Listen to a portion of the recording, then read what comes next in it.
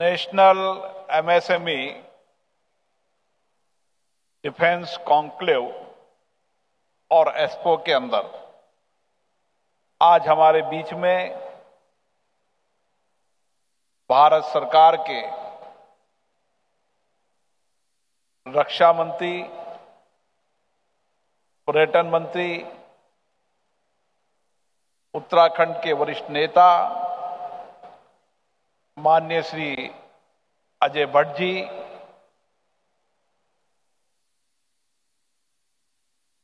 इस डिफेंस की सेवाओं के विस्तार के अंदर जो संस्था लगातार प्रयास कर रही है, सोसाइटी डिफेंस के अध्यक्ष श्री एसपी शुक्ला जी, जो महिंद्रा एंड महिंद्रा के सीईओ भी हैं, लेकिन जब कभी प्रेजेंटेशन देते हैं तो पूरे देश की डिफेंस, एमएसएमई और बड़ी इंडस्ट्रीज क्या कर रही है उसके बारे में लगातार पूरे देश में प्रयास करते रहते हैं। डिफेंस प्रोडक्शन के additional secretary, senior IAS officer, जिनकी चर्चा में आज ये एक्सपो का आयोजन हुआ। एक दिन ऐसे ही हम चर्चा कर रहे थे कि किस तरीके से देश के अंदर एमएसएमई सेक्टर और रक्षा क्षेत्र में काम करने वाली बड़ी कंपनियां मिलकर भारत के आर्थिक, सामाजिक और रोजगार को बढ़ा सकती है। उसके लिए उनके प्रयास विशेष रूप से हैं। श्री श्याम जाजू जी, सुनील जी, हमारे बीच में रामगंज मंडी के लोकप्रिय विधायक माननीय मदन दिलावर जी, कोटा दक्षिण के विधायक माननीय संदीप शर्मा जी, लाडपुरा की विधायिका श्रीमती कल्पना देवी जी, पूर्व विधायक हीरालाल जी, यहां के डिफेंस सेवा के अधिकारी, जिला प्रशासन, कलेक्टर और जिला प्रशासन के अधिकारीगण, और विशेष रूप से देश की रक्षा क्षेत्र के अंदर चाहे बड़ी कंपनियां हो, चाहे एमएसएमई हो, स्टार्टअप, उन सब के प्रतिनिधि भाइयों और बहनों और कोटा और राजस्थान के एमएसएमई सेक्टर में काम करने वाले सभी मेरे उद्यमी भाइयों और बहनों,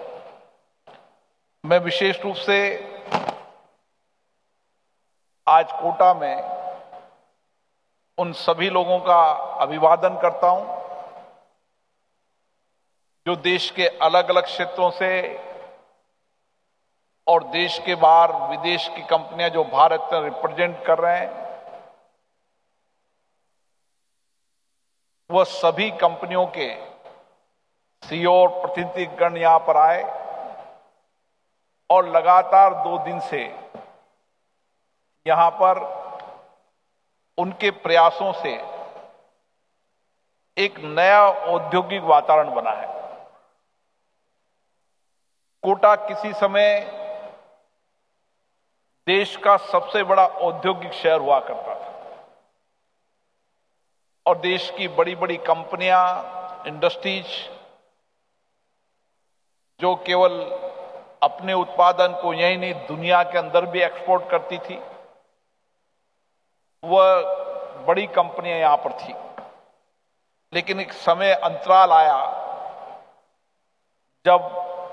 हम औद्योगिक शहर के बजाय आज देश के अंदर शिक्षा नगरी के रूप में,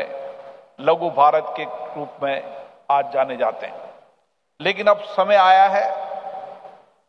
कि हम शिक्षा नगरी की तरफ भी हमारे कदम बढ़ाएं और किस तरीके से हमारा खोया औद्योगिकरण उसको आगे बढ़ा सकते हैं, उसके लिए एक प्रयास करने की आवश्यकता है। और विशेष रूप से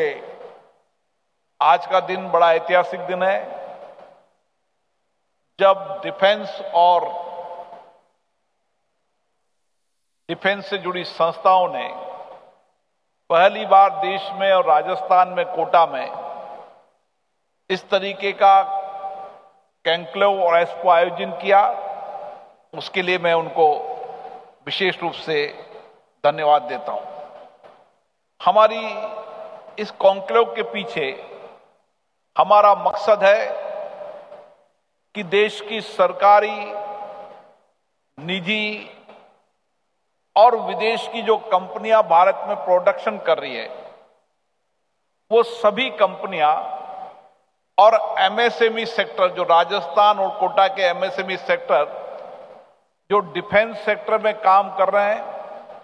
और जो डिफेंस सेक्टर में काम नहीं कर रहे हैं, उन कंपनियों को भी इन्हीं बड़ी कंपनियों के साथ किस तरीके से साझेदारी के साथ